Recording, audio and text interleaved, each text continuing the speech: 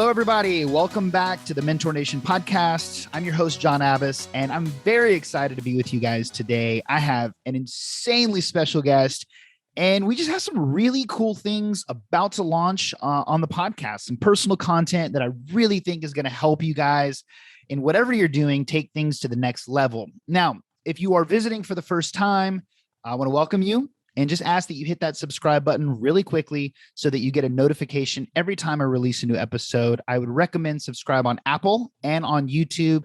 Those are the best places where I release the episode. And don't be afraid to roll on over to Instagram and follow the show at Mentor Nation Podcast.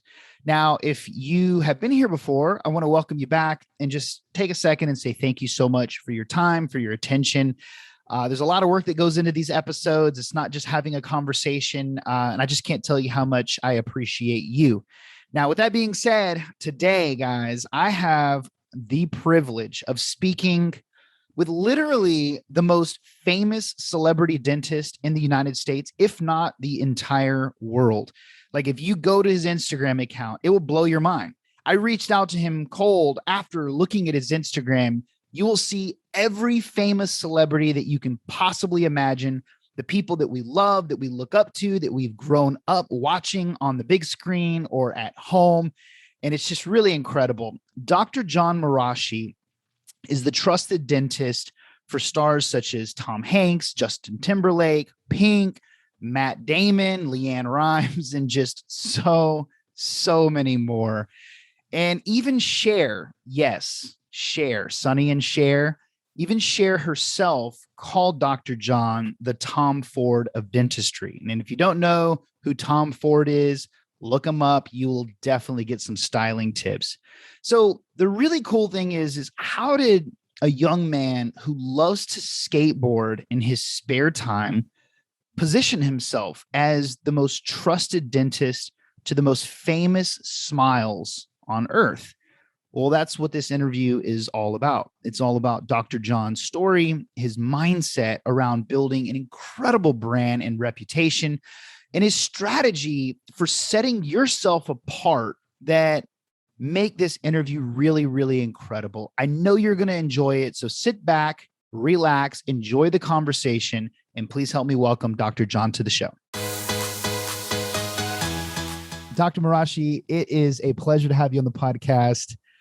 Just ever since you responded on Instagram, I've been very excited about this interview. And so just thank you so much for your time and being on today.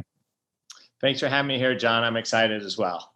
Awesome. So for those listening, Dr. Jon Marashi is the one that some of the most famous people in Hollywood and the world trust with arguably their most important asset for work, which is their smile. If you scroll through his Instagram, you'll see just countless pictures of people in his office, such as people that I love, like Tom Hanks and Justin Timberlake, Renee Zellweger, Ben Affleck, and just a lot more. And Cher, I believe it was that she personally called you the Tom Ford of Dentistry. Is that right? She did. Yeah. It's a kind of a funny story with that one. Yeah. Well, I'd love to actually hear that if you don't mind. Okay. So hi, everybody. And glad to be here today. So Cher's got to be like maybe the coolest person I've ever met in this lifetime. I mean, talk about someone who, walks the walk and, she's been there, done that, and just is fighting the good fight every day. The fact that she's a musical artist is just one facet, but she's out there doing good things for humanity. And it's one of the reasons why I really respect her. Well, one day she was in for a cleaning, and I had walked into the room, and I hadn't yet put on my my doctor's overcoat. And she goes, and I think I'd been her dentist for a few years at this point. And she said to me, she's like, "Oh my gosh." She's like, that you're not wearing that horrible, what'd she call it? Like a shower curtain wrapped around me. She goes, "I didn't realize you're actually in really good shape." And I said, "Well, thank you." She goes, "Why do you wear that ugly thing anyway?" And I was like, "Because this is what they make." And she's like, "Well, you should wear something that's, designer and it's more couture because, the clothes you wear underneath." And, I wear a suit otherwise. And, with, nice, kind of tailored type of clothing. And I'm like, well, they don't make it. She's like, well, why don't you make it? And I don't have any, garment manufacturing experience. So I said back to her sort of tongue in cheek, I'm like, well, can you help me? And she said, yes.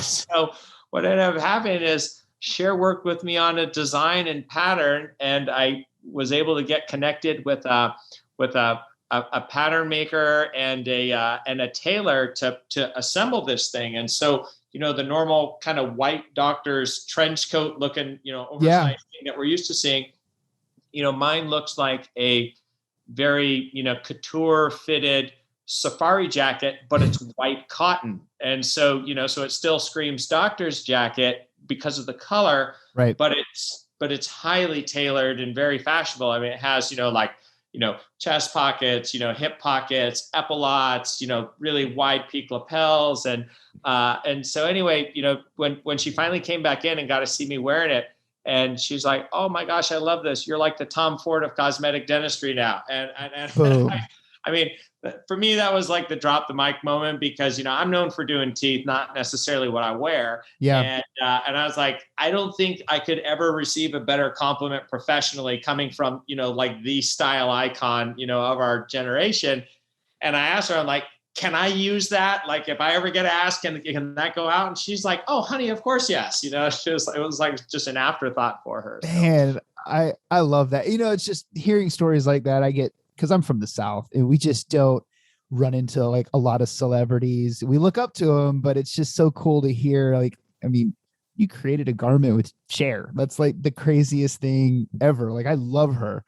But I'm excited for this interview, and I wanted to tailor it. If it's okay with you, I was really just hoping that we could focus on just how you rose to the top of your profession. I was doing a little bit of research, and there's over 30,000 dentists in California.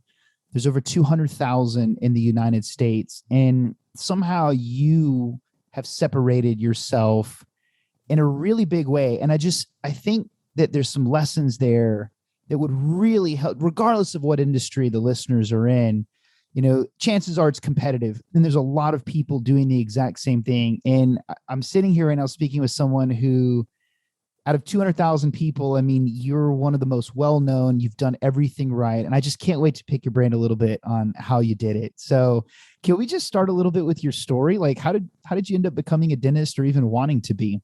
I mean, there's only two things I ever wanted to do my whole life. It was going to be a dentist or professional skateboarder. That was it. And this is from the time I was a kid. I started skateboarding when I was 12.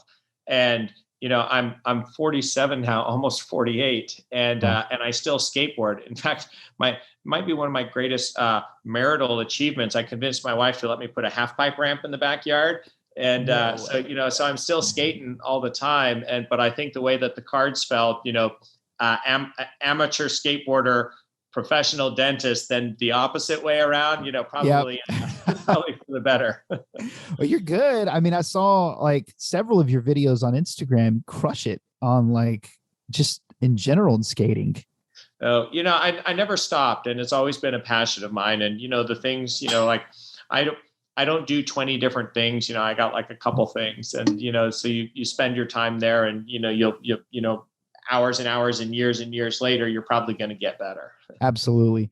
So I have to ask you, like, when you first became a dentist, like, was being the best, or like, was that even something that was on your mind, or were you just focused on like, I'm going to do good work and take care of my patients? I'm just really curious. Yeah. So it's interesting, because a lot of people spend their mental space in the latter, like, well, I'll just try to do good. And that's okay. I want to be very, clear about that.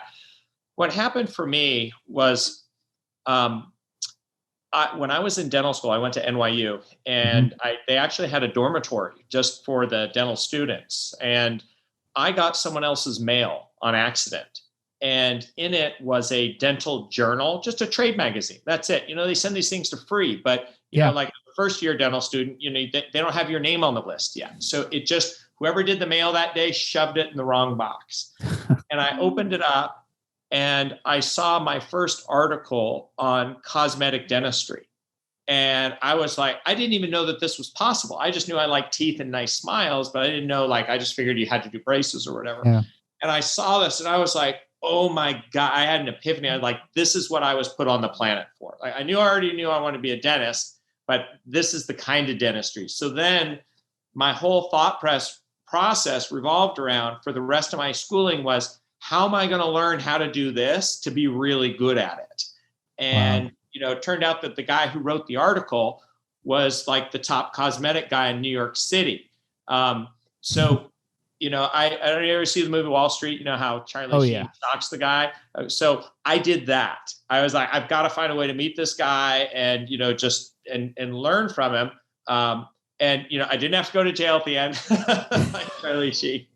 But, but the principles are this, is that, when you're early in your career, like a student or just starting out, you're the student, you're the puppy dog. No one kicks a puppy dog. People actually want to sit down and pet the puppy dog and feed That's him. Right. And, so that's what I did, is I reached out to as many people as I could that were really good at doing this kind of dentistry to get mentors for an early age. And I'll tell you, like, if there was one takeaway that, that our listeners had today, it's about surrounding yourself with mentors. I figured if I was surrounded by people who were smarter than me, more clinically talented, who were already doing what I wanted to do, that there was I'm like, well, if someone's doing it, that means it's possible, right? It's because It's been done. So then it's just a matter of execution at that point, and understanding, well, what are the steps that you have to go through in order to get there? And it's a gross oversimplification, but that's how I live my life. It's just like, okay, well, someone else did it, so I know it's possible. So what are the steps? And then let's just get to work. So, I treated it like that. And, after I graduated from dental school, and then I spent a year working in the hospital as a resident, that same dentist, I actually convinced him to hire me. And so right out of the gate, as at a very young age, I think I was like 27 then, I was in a private practice that, at that point in time, was an epicenter for doing, this high-end dentistry and, working with, sophisticated clientele and so forth. And, I had probably done more of that in my first couple of years, than a lot of dentists would have, done throughout their career. It was like a boot camp almost.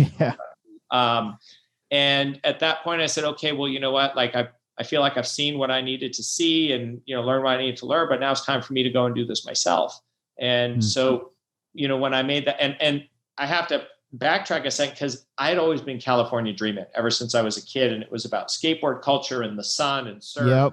And I met my wife in New York City, who's actually from Huntington Beach. So, it's the laws of attraction are interesting. I had to move to New York City to fall in love with a California girl to get me to go to California. And so in 2004, we just, left our lives in New York and moved out here and started from scratch. And so, that was my trajectory. And then, got started out here. That's super, super bold. And I just have to ask this, because I really, really liked researching you. Like, some people are more interesting than others. Some people it's a lot of work, but I was reading this article that was written on you, and it was Elevated Magazine. And there was a section there was so cool. And I have to ask, because I go to dentists all the time, but I've never heard anything quite like this. And it says that the reason so many celebrities and athletes come from all over the world, like to you specifically, is your artistry.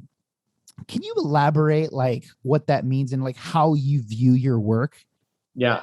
So for someone who's coming in looking for cosmetic dentistry procedures, to the audience, what that means most of the time is they have a smile they don't like and they want to have a beautiful smile. And the most common procedure that is done is something called porcelain veneers. To simplify it, a porcelain veneer is a thin little wafer of porcelain bonded over the front of your tooth. So imagine if you do several of these across the front of your teeth, this is like your white grill, if you will. So, the cool thing about veneers is that they come in all different shapes, sizes, and colors. And what, unfortunately, because there's just, dentistry kind of ran enthusiastically in the wrong direction, where, really big and really white. And that's where all the chiclet and horse teeth jokes came from. And, my philosophy in dentistry is that your smile is something that should complement how you look, but it's not a standalone feature. So, like myself, I have, veneers on my top teeth, and I never wanted to be the guy with the big white teeth. I just wanted to, be a guy who, if someone thought about it for a second, they're like, oh yeah, that guy's got a nice looking smile. So that's awesome. As a dentist, as a cosmetic dentist, rather, there is this artistic component where your hands are doing the work of shaping and sculpting the teeth so they're the right shape and the right size, that they fit the face properly, as well as the engineering component, and they have a good color, that's tone appropriate for them. And that's where the artistry comes in. They look like they have a smile that they were born with, someone who just, and it's not always about, being so bright and so straight. I mean, a lot of the people that come to see me, and these are people that are in the public eye, you would never think in a million years that they had cosmetic dentistry, because there's so many small levels of imperfection that has been built into their smile. One that's slightly rotated or slightly chipped or a little more yellow. And, collectively, it works for them. It just makes them look great, but it's not this, glaring standalone feature. That's so I would have never thought that. Like, you could tell, like, some of the most famous people, you see them acting on screen, they all don't have like perfectly white, amazing teeth. I never knew that was like actually on purpose. Like, that's so cool. So so you get to California in 2004. So did you just set up your own practice? And then, like, I mean, I'm assuming at that point you have so much experience in cosmetic dentistry that just, did word travel fast, or did you actually have to like work really hard for a while? Oh no. I mean, the hustle started, the hustle never stops. Yeah. And, when in 2004, when I arrived, I actually bought a small dental practice from a guy who was retiring after 31 years. And he's still my friend to this day. We keep in touch, which is great. And that was actually down in South Orange County. And I was there for about 5.5 years. And then, I, felt like I kind of hit a glass ceiling there and decided to move to Los Angeles at that point. So I've been in LA for about 11 years now. And basically I did the same thing. I sold that business that I had down there and, found another office with a guy who was looking to retire. And, the thing about Los Angeles is that the odds are statistically impossible to not end up with someone who works in entertainment in your office, because that so much of the population works in entertainment. That doesn't mean that an A-list celebrity is going to come through your door just because you hung up a shingle, but we just have a high concentration of entertainment there. That's all. And what I've learned is that when you're doing something that is so aesthetic in nature, and I liken myself to the beauty business, right? Yeah. There's first and foremost, there's no substitute for the goods on the shelf. So whatever it is, the product or service that you're delivering. So, it doesn't even have to be dentistry anymore, right? It can be any, there's no substitute for the results. And so, if you're delivering a product, it better be a damn good product. That's right. If you're delivering a service, it better be the best service, because you want your client, your customer to come back. And so there's never a substitute for that. And what I found with doing, really amazing cosmetic dentistry for people is that my clients were not only happy with their results, but they were excited about sharing what I had done for them to people that they knew. And so, over the years, like that has, what really started the trajectory of growth were these word of mouth referrals and recommendations from people that I had done the best that I could for. And, slowly over time, the practice grows and become more successful. And, finally your big break and you get someone on the C list, to the B list, till you finally get someone on, on the A list. And, once you've, cracked that, got your first, that leads to a second and to a third. And then, the whole thing really starts to scale at that point. But, I'm very much sort of like a niche, right? Because, there's just one of me, and there's just, there's only so many celebrities and so Right. forth. So, in other areas of dentistry or even other areas of business, I think the principles are really the same in terms of making sure you have that good, product and service. And you're finding ways to keep your customer base engaged, that they want to be return customers, or help you get new customers. I mean, those are things, that never go away.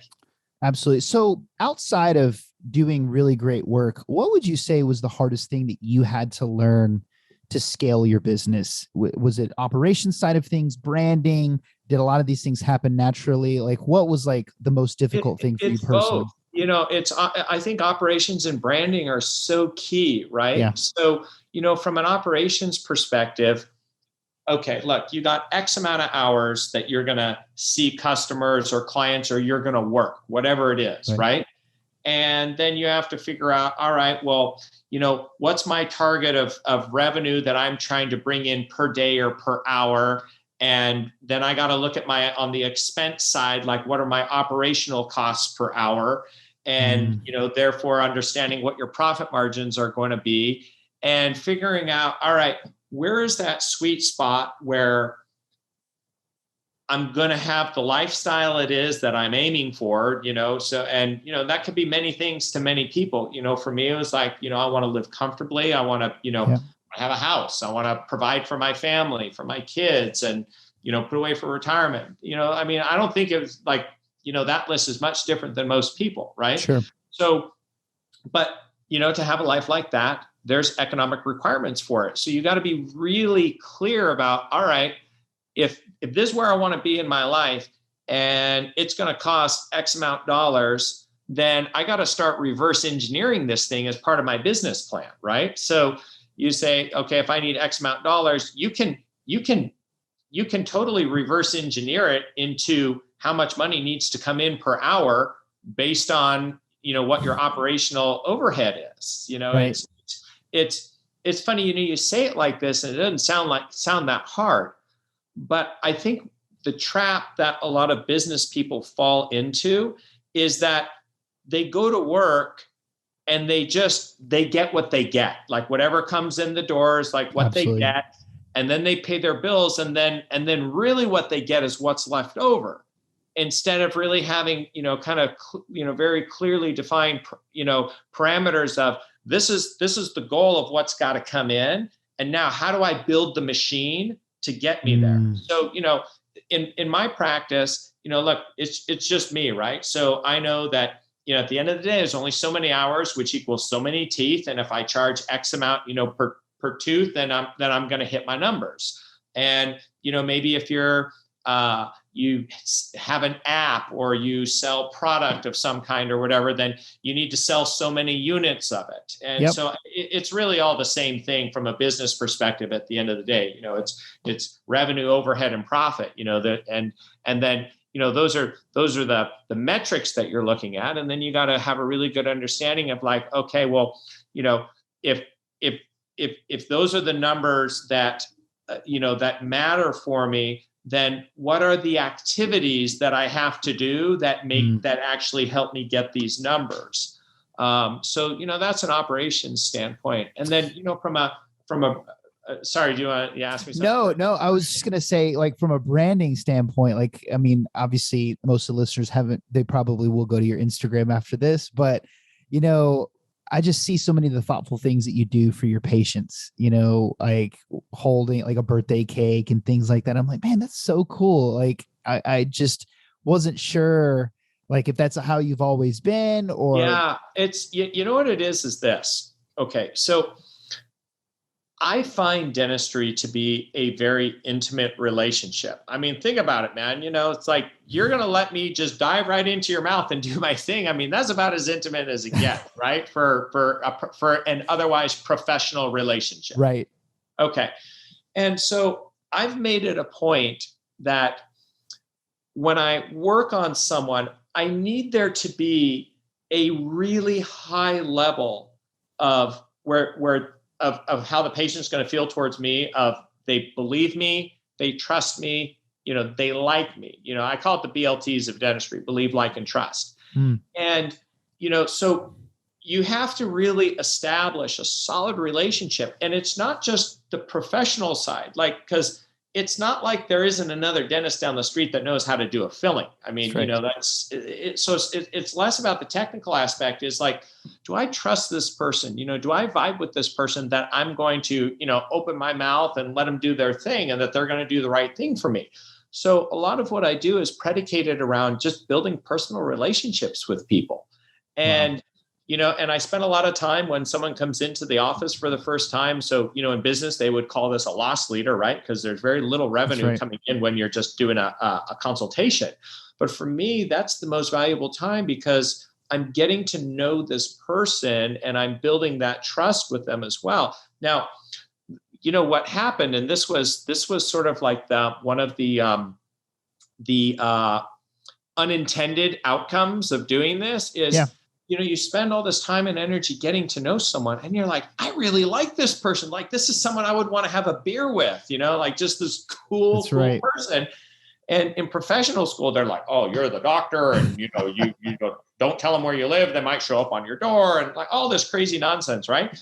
And my closest friends in the world are all patients of mine, Wow. and these are, and it, it is such a blessing for me. I'm like, God, these people have trusted me. Like, why can't I share a little bit about, who this kook is, back to them? Yeah. And it's developed some of the most, wonderful friendships that I have. And it has been a diverse, audience, from, I have people that are, incredibly well-known entertainers, and, people in business, and all different walks of life. There's this potpourri of people, and, and dentistry is what brought us together. And I count my lucky stars every day. Like, hey, I got to hang out with so-and-so and have this healthy relationship. And, it's no thing that, like I worked in their mouth and they paid money for it or whatever. That was just the conduit that brought us together. And so, for me, a lot of it, there's the professional fulfillment side of doing my craft and being well compensated for it. But there's also this part of the relational aspect of fulfillment, of like having wonderfully cherished friendships with people. Because at the end of the day, I mean, it's like, you do your work, but who do you spend your time with? And are these good people? And, does it bring meaning and happiness to your life? There's so much wisdom, just like in even hearing your journey and like how you think about things. My wife and I, we own a really highly rated med spa outside of Nashville here. And I've selfishly, I've learned so much for our own business just by paying attention to you. That was one of the first things that we did, was we just found who's the most successful med spa in the state of Tennessee. And we drove out there and we were like, what will it take to get you to mentor us? And it's so logical, yet it's so unorthodox for like most business owners. They don't think that way. And everybody that I interview that is successful like you, it's just the way that they think. And it's just really cool and refreshing to hear that. I want to be mindful of your time. I just have one last question, which is just kind of a fun question, but like, was there a particular celebrity that was just so much cooler or more funny than you thought they were going to be before you met them? Oh, geez. It'd be like, take a number, right? Let me think about this one for a sec here. I would have to say, I told the Cher story. I don't know how I don't know how you do better than that one. That's for sure. But let me see here. Oh gosh, what would be a good one to share? Was Tom Hanks pretty cool?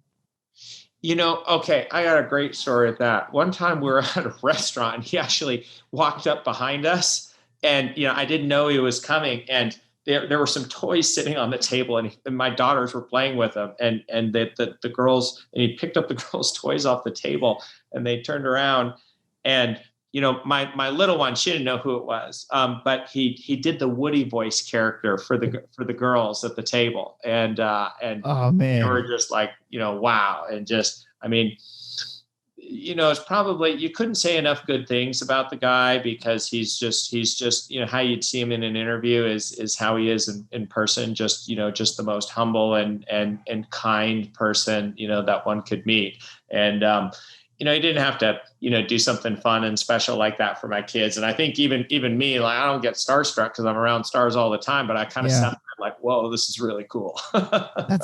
That's so awesome. Well, Dr. Jon, I just want to say thank you so much for your time, and just your wisdom and everything that you've shared with the audience today. It was an absolute pleasure.